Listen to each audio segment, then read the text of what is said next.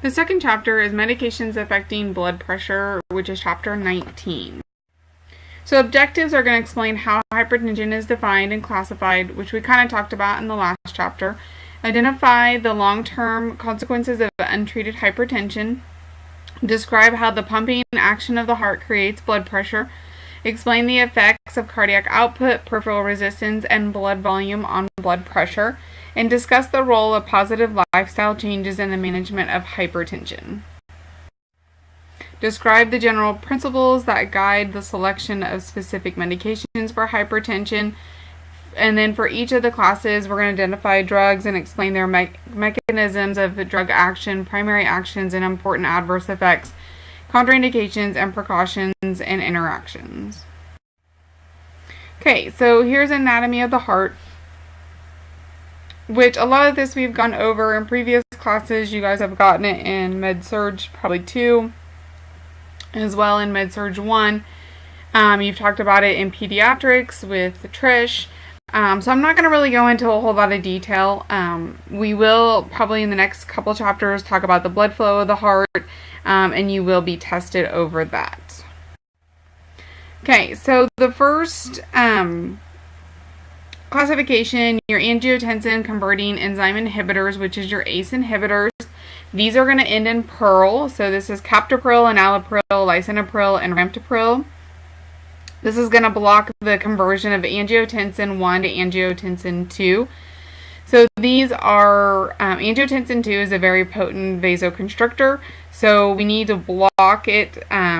We don't need angiotensin to convert to angiotensin 2 to make it more of a constriction in there.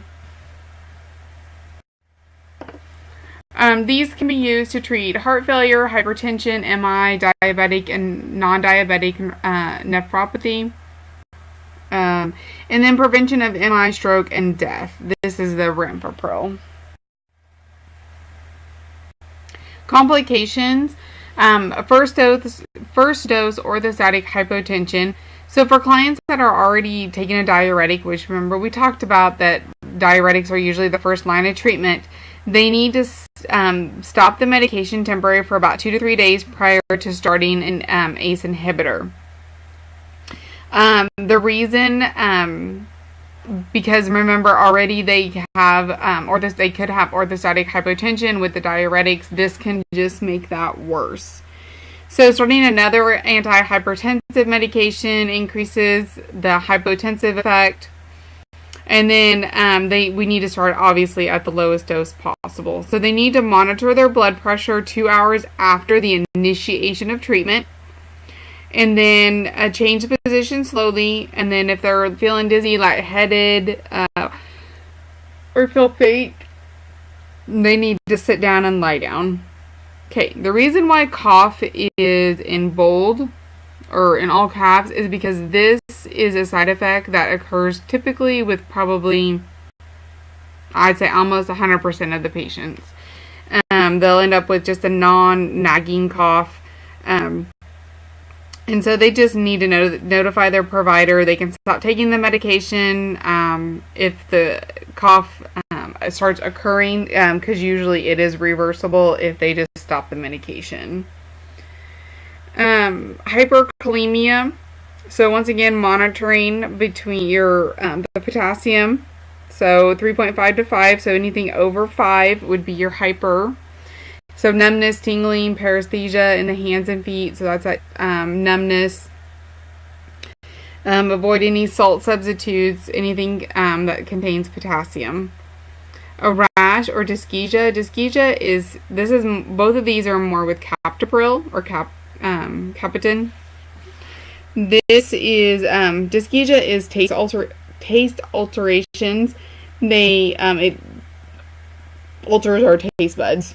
Is basically what it can do. If this starts happening, they can discontinue the medication, and the adverse effects will stop. Angioedema is potentially, this is fatal. This is swelling of the tongue, the oral pharynx, lips, eyes, the glottis. And the thing of it is this one is one that you never know when it's going to occur. I mean, it can occur within the first first week of taking it, within the first 24 hours taking it. It can occur 20 years after being on this medication. So there's never a time frame for this side effect. So that's one that's always got to be in the back of your mind when you're assessing these patients taking these medications. Obviously, to treat it, we're going to give epinephrine to decrease that swelling, and then they will no longer obviously get ACE inhibitors. Neutropenia, this is more with captopril. It's a rare serious complication of captopril. It is reversible if diagnosed soon, so we need to monitor white blood cells and every 2 weeks for the first 3 months, and then just periodically throughout. So if they start getting a fever or a sore throat, they need to stop taking the medication and report that immediately to their provider so it can be investigated further.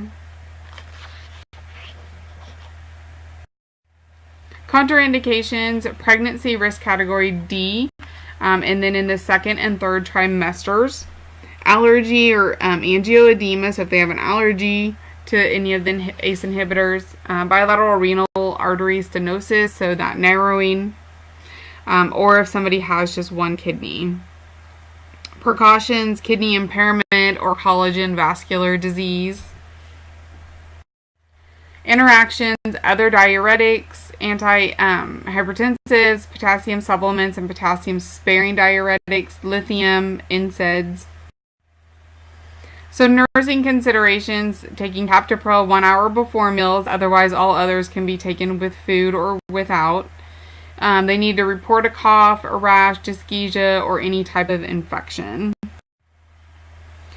Okay, so normal versus hypertension. So when you're looking at the screen on the left side, that is your normal. So once hypertension starts to occur, you start having thickness, wall thickness.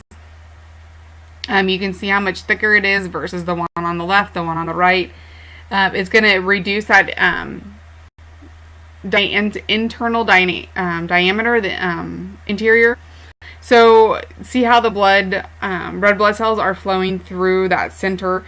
They're a lot more close together versus on the normal side, they're more kind of freely and at least spaced well apart. So now you can see how blood clots can form very easily when it comes to hypertension. Also, there's an increase in that resistance, so more force is going to be required to move that blood through those vessels on the right side versus the left side, because you just have that narrowing of that diameter in those vessels. Angiotensin II receptor blockers, these are ARBs. These are going to end in sartan, S-A-R-T-A-N, so losartan, valsartan, candesartan. These, once again, will block the actions of the angiotensin II in the body, so that's vasoconstriction. The uses are hypertension, heart failure, this is more with valsartan and candesartan, stroke prevention, delayed progression of diabetic nephropathy, slow of the development of diabetic retinopathy, this is losartan, and then valsartan can reduce the mortality following an acute MI. Complications, once again, is the angioedema, so making sure that you monitor these patients, get epinephrine on board, sub-Q if this occurs. Fetal injury, so this is more in the second and third trimesters of pregnancy, so they need to use contraception while taking these medications. Hypotension, once again, monitoring blood pressures, just bringing those readings into the provider when they come, just getting up slowly from changing positions. If they get dizzy or lightheaded, make sure that they sit down, and then that they don't do anything that requires any alertness until they know how they're going to react to the medication. So these are contraindications. These are pregnancy risk category D. It can cause fetal damage in the second and third trimesters. And then also renal stenosis, because then they're at more risk for kidney injury. Precautions, angioedema if they've had a history of angioedema. Interactions, other antihypertensive medications, and lithium. And then once again, they can take this with or without food. And then heart failure, monitor their weight and monitor edema as well. Okay, aldosterone antagonist. This is spironolactone. Aldactone, we talked about this in the last chapter. It helps reduce that blood volume by blocking aldosterone receptors in the kidneys. It treats hypertension and heart failure. Complications is your hyperkalemia and hyponatremia. So you need to make sure you monitor, get baselines of these medication or these electrolytes. Monitor for hyperkalemia symptoms, paresthesia, tingling of the hands and feet, flu-like manifestations, fatigue, headache, diarrhea, abdominal pain, cough. They need to report any of these. Gynecomastia is enlargement and tender of breast tissue in males. They just need to report this. And then once again, dizziness and fatigue. So just making sure they know how they react to the medication before, if it requires them to be alert. Contraindications: high potassium, kidney impairment, hepatic disease, diabetes mellitus 2 with microalbuminuria.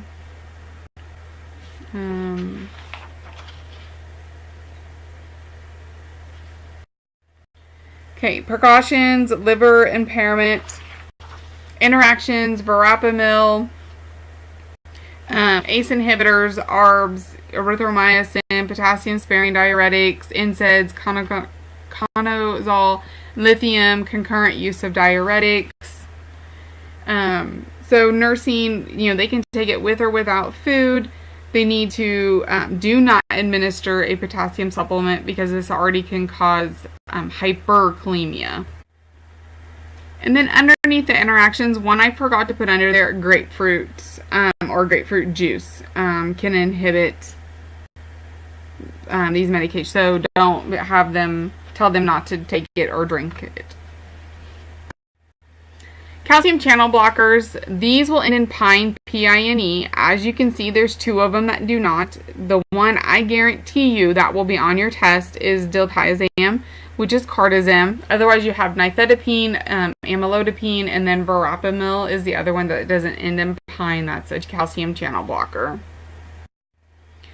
Okay, so talking about nifedipine, it blocks the calcium channels in the blood vessels, causes that vasodilation of the muscular smooth muscle, arteries, and arterioles of the heart. It acts primary on the arterioles. It helps treat angina pectoris and hypertension. Complications can be reflex tachycardia. So we need to monitor their heart rate, and then they can administer metoprolol as a beta blocker to counteract that tachycardia. Acute toxicity. So this is going to affect more the heart and the blood vessels. So they may require additional medications like lidocaine, isopressinol, calcium, norepinephrine, and some IV fluids to help counteract this toxicity. Some patients will need to be gastric lavaged and then use a cathartic if necessary. Obviously, you're going to monitor vital signs, blood pressure, heart rate throughout this process. And make sure that you have cardioversion and a cardiac pacer available if need. Orthostatic hypotension and peripheral edema. So a diuretic can help with the edema. Make sure that monitor blood pressure, edema, and daily weights. So same scale, same time, same clothes. So observe more for that swelling in the lower extremities. And then any manifestations of orthostatic hypotension, and just having them change position slowly when getting up, making sure that they know how this medicine is going to affect them. Contraindications: cardiogenic shock, hypotension, heart block, digoxin toxicity, severe heart failure, and lactations are contraindicated. Precautions are acute MI, unstable angina, aortic stenosis, hypotension, sick sinus syndrome, or a 2nd or 3rd degree AV block. Interactions can be beta blockers, cetidine, ranitidine, and grapefruit juice. Okay, verapamil and diltiazem. These block the calcium just like the other one in the blood vessels. It vasodilates of the peripheral arterioles and arteries of the heart. It blocks that calcium channel in the myocardium. Remember, we need calcium for that heart to contract. The SA node, the AV node, to decrease the force of contraction and the heart rate, and it slows rate of conduction through the AV node. So, as we hear, it's under therapeutic uses, angina pectoris, hypertension, and cardiac dysrhythmias.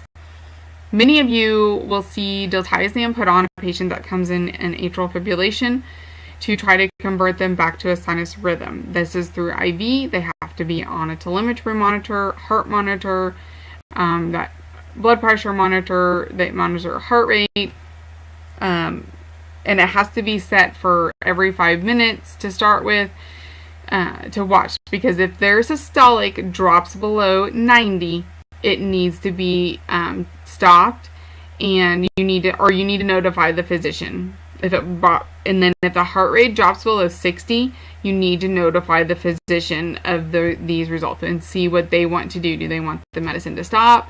Do they want to continue and start something else to wean them off of the diltiazem? They need to make that call of what needs to be happening. What has the rhythm been? Are they still in AFib? What rates are they going at? So we need to monitor those things. Complications: orthostatic hypotension, peripheral edema. Once again, you can give a diuretic to help that, and then just monitoring their blood pressure, edema, and then daily weights again. Constipation more goes with verapamil. So high fiber, lots of fluids. Exercise to help combat that. Suppression of cardiac function, so bradycardia, heart failure, these can cause. So we need to monitor EKG, pulse rate, and heart rate, so they're going to be on telemetry.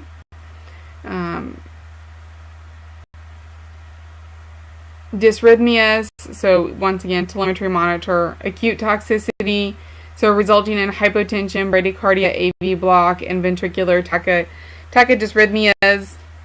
This is so like your VTach, VFib.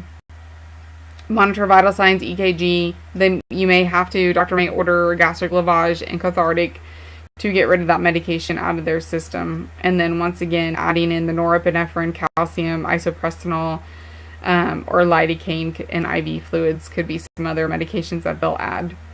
And then having those equipment for cardioversion and a cardiac pacer available. Interactions are digoxin, beta blockers, grapefruit juice. It's a pregnancy risk category C. For the whole classification of calcium channel blockers, if they have angina, we need to have them record how frequently is it occurring, what is the intensity of it, so having them describe, using WILDA, duration, once again on WILDA, how long has this been going, does it come and go, does it come for a couple of minutes and goes away and then comes back after 5 minutes, what are they doing when this occurs, are they out raking leaves, are they mowing the lawn, are they sitting in their chair at home watching TV or reading a book. You need to know what they're doing as well. And the location. Location is important because does it radiate down their arms? For us women, as you guys know, we don't present typically like men do with the, mid-sternal chest pain down the arm, into the hands, the numbness, up into the jawline, nausea, vomiting. We've had patients, women that have come in that have complained of lower back pain and they've had an MI. We had one woman come in one time that complained of abdominal pain, and I'm sure they gave her the cocktail because they probably, said it was heartburn or something, or people complain of heartburn, and they'll give them, I can't think of it right this minute, but a GI cocktail they'll give them to see if that takes care of the pain. And it ends up being a heart attack. So remember those things that can mimic chest pain when you're also doing this as well. Diabetes, with the neuropathies that go on with the vessels, they may not feel a heart attack coming on, or that may cause the heart attack. So things that you need to think about when you're assessing angina. They need to keep a log of their blood pressures and heart rates. And then doctor will give them any parameters, and then just make sure that they understand the parameters and when to hold it and when to call the physicians for abnormals. Okay, then your alpha adrenergic blockers. These are your Zosin, Z-O-S-I-N. So this is doxazosin and terazosin. So remember, we talked about some of these meds before. The doxazosin with BPH, the benign prostatic hyperplasia. These act on the venous and arterial vasodilation, smooth muscle relaxation of the prostate capsule and the bladder neck. So that's where that works at when we're treating BPH. Therapeutic uses, primary hypertension, BPH, first dose once again, orthostatic hypotension. So checking their blood pressure 2 to 6 hours after initiation of treatment. I would not make them wait 6 hours. I would probably do it within that more first of a couple hours after taking that medication.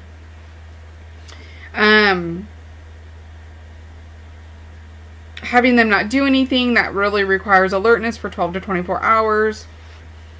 This is the pregnancy risk category C. Contraindications, hypotension as well. Angina, pectoris, or kidney insufficiency are precautions. Interactions are other antihypertensive medications. They can take with food, and then just remember to remind them that initial dose to take at bedtime. Then central acting alpha-2 agonists, clonidine or catapress. This acts within the central nervous system to decrease the sympathetic outflow. So remember, we're decreasing the sympathetic nervous system. So we're decreasing that excitement, that fight or flight. Myocardium, the bradycardia, and decreased cardiac output. Peripheral vasculature, vasodilation, which decreases that blood pressure. Therapeutic uses is primary hypotension and severe cancer pain. Complications, drowsiness, sedation. So making sure that they don't do anything that requires a lot of alertness until they know how it's going to affect them. The drowsiness will diminish as therapy continues. Dry mouth, so they can usually 2 to 4 weeks, and this will go away on its own. They can chew gum, suck on candy, drink small amounts of water. Rebound hypertension. So clonidine needs to be tapered off over about 2 to 4 days, because if not, they can have that rebound hypertension. And then some of these drugs also, if they take them off, I think it's more the beta blockers when we talk about it, they can have rebound chest pain. They can have chest pain if they discontinue them too fast, if abruptly. Contraindications, pregnancy risk category C, lactation, transdermal patch from scleroderma or lupus, bleeding disorders and anticoagulant therapy. Precautions, stroke, asthma, COPD, recent MI, diabetes mellitus, major depressive disorder, chronic kidney disease. Interactions, antihypertensive medications, prazosin, MAOIs, TCAs, central nervous system depressants. With nursing consideration, they need to apply the transdermal patch every 7 days. Let's see. This can be administered twice a day. If it's a larger dose, then have them take it at bedtime to help hopefully decrease that daytime sleepiness. And then also, where they apply the patch, make it hairless, obviously. The skin is intact on the torso or the upper arm. So no sores, no open areas. Do you want that being placed over? Okay, so then we have our beta adrenergic blockers. So these are your OLOLs. So Cardio Select, so these are beta 1s, because remember, beta is the only one that is in the heart. You have your metoprolol and your atenolol. Then you have your non-selective beta 1s and beta 2, which is propranolol. We've talked about using propranolol in a lot of things. And we'll continue to talk about propranolol down the road. And then your alpha and beta blockers are your carvedal. Action is cardiac, the blockage of the myocardium and in the electrical conduction system of the heart. So we're going to decrease the heart rate, decrease contractility and cardiac output, decrease the rate of conduction through the AV node, and then it reduces the release of the renin. And then these treat primary hypertension, angina, tachydysrhythmias, so VTach, VFib, heart failure, MI. It suppresses the reflex tachycardia due to vasodilators, and the treatment of hyperthyroidism, migraine, headaches, and glaucoma. And that's more your propranolol that we've talked about in the past. Okay, complications. So with any of these medications, or the subclasses that we're going to talk about, it is the beta blockers. If they abruptly discontinue these medications, chest pain and rebound hypertension can occur. So they need to be instructed not to abruptly discontinue any of these. So we're going to talk about metoprolol and propranolol first. Bradycardia complications, bradycardia. So they say less than 50, but please change that less than 60 because that's the way we taught you guys. They need to withhold the medication and notify their provider. Now, if their provider gives them a different number, then they need to go by what their provider tells them. But as far as testing goes, you need to know 60. Hypoglycemia, so people with diabetes that require insulin, these could mask the tachycardia, the diaphoresis, the perspiration, the early signs of low blood sugar. So hypoglycemia, so they need to make sure that they keep a very close eye on their blood glucose and test it often. Decreased cardiac output. These clients will, who have heart failure, need to start on a low dose and titrate as necessary. They need to, these can worsen heart failure, so they need to watch for those signs and symptoms such as shortness of breath, edema, weight gain, fatigue, and notify the provider. AV block, the only way you're going to find that is if they do an EKG and monitor it throughout therapy. Orthostatic hypotension, once again, lay or sit if they feel faint, change position slowly. Rebound myocardium excitation. This is more long-term use of beta blockers. They cause a sensitization of the myocardium to the catecholamines, so they need to discontinue these beta blockers over 1 to 2 weeks, and don't have them stop them abruptly. Interactions, calcium channel blockers, concurrent use of antihypertensive medications. Okay, beta 2 blockade, propranolol. Complications is the bronchoconstriction. So people that have, this is different than just, this is not a beta 2 blocker. Or wait. Okay. So, sorry. So the ones that, people that have asthma, COPD, that are already getting a beta 1 blocker, they need to watch this because they're going to be more prone to this bronchoconstriction occurring. Also with, they can have inhibition of glycogenolysis, which is the breakdown, because as you know, diabetes relies on the breakdown of glycogen into glucose to manage those low blood sugars. This can happen with insulin overdose, and then they are extremely low. They'll have a decreased heart rate, can further mask those impending low blood sugars. And this is more with the clients who have received a beta 1 selective.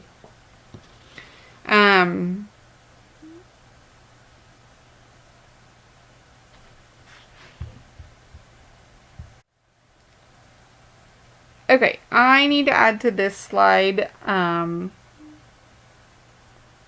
contraindications and precautions. So, contraindicated in AV blocks for sinus bradycardia, anybody that has asthma, bronchospasms, heart failure.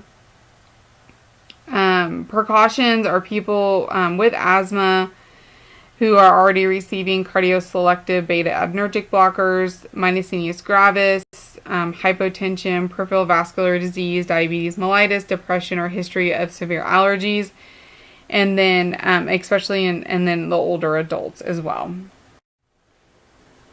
Oh, okay. Well, I guess it's on the next page. Sorry. AV block, sinus bradycardia, asthma, bronchospasms, heart failure, and then your precautions there, which I just went over in the other slide. So interactions is insulin for that one on the previous slide. Nursing considerations don't stop abruptly, once again, because of chest pain and rebound hypertension. Avoid sudden changes in position. Do not crush or chew extended release tablets. Self-monitor heart rate and blood pressure. Keep a daily log. And then take this with food. Alright, then the last medications we'll talk about are for a hypertensive crisis. This is nitroprusside or nitroglycerin. These are direct vasodilation of the arteries and veins. This is used for hypertensive crisis. Complications can be excessive hypotension. These will drop the blood pressure very fast. So when you're treating hypertensive crisis, what it is, it's an emergency. It can be fatal. It has to do, obviously, with the blood pressure greater than 180 over 120. And it has to include a main target organ damage. So your heart, the kidney, or the brain is one of the three, if not more than one or all three, that it will ensue. So when you're administering, under the excessive hypotension, once the administration of nitroprusside, it's only given IV and through an infusion pump. It can never be pushed. It can cause that rapid drop in the blood pressure. So there's kind of that fine line on how fast you give it and how slow you give it. They need to remain supine, so don't be sitting these patients up. So the reason why we don't want to drop that blood pressure too quickly is because it can result in hypotension and severe restriction of blood flow to the cerebral, coronary, or renal capillaries. So then we're going to have either brain damage of some sort, we're going to have maybe an MI, we could cause kidney problems, kidney failure. So we need to be careful on how fast. So obviously these people are going to get their blood pressure monitored very, very frequently, probably every a minute to 5 minutes, depending upon during getting the medication. I would probably do it more often than 5 minutes. And then having them hooked up to a telemetry monitor as well. Cyanide poisoning, thiocyanate toxicity, headache, drowsiness, cardiac arrest can occur with nitroprusside only. These clients who have liver dysfunction are at increased risk because we're not getting rid of it the way we need to. They'll receive the medicine for no more than 3 days. And it has to be at 5 micrograms per kilogram per minute or less to reduce the risk of cyanide poisoning. Things that you're looking for are weakness, disorientation, delirium, thiosulfate, which is there. This is the antidote to nitroprusside. And then the provider will discontinue the medication if any of these symptoms occur. Once again, bradycardia, tachycardia, EKG changes, need to monitor all of this and report. Pregnancy risk category C, contraindicated in heart failure with peripheral vascular resistance and AV shunt. Precautions, liver and kidney disease, hypothyroidism, hypovolemia, or fluid and electrolyte imbalances. Interactions, other hypotensive medications, estrogens, and then protect the IV container and tubing from light. So whether or not you put aluminum foil around it, it has to be covered and it cannot get any light into it.